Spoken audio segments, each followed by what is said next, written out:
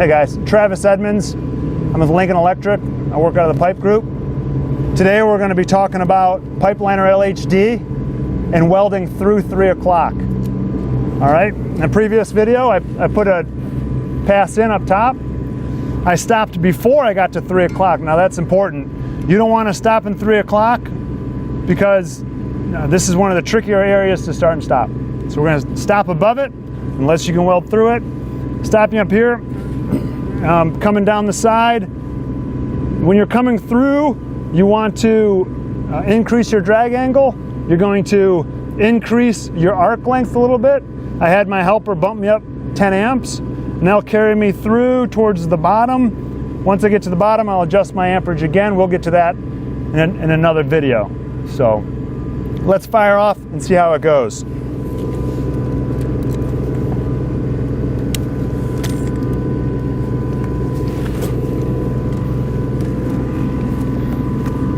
All right, here we go, coming in. Just gonna touch and go. Here we go.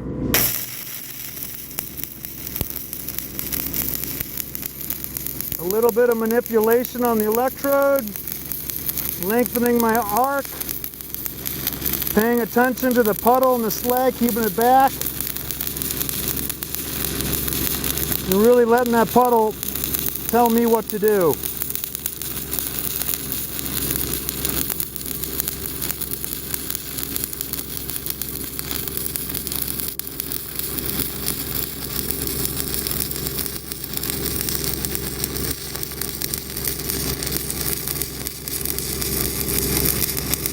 Now kind of tightening up that arc length a little bit, bringing that angle back to closer to 0 or 10 degrees, and now quickly whipping out down the joint.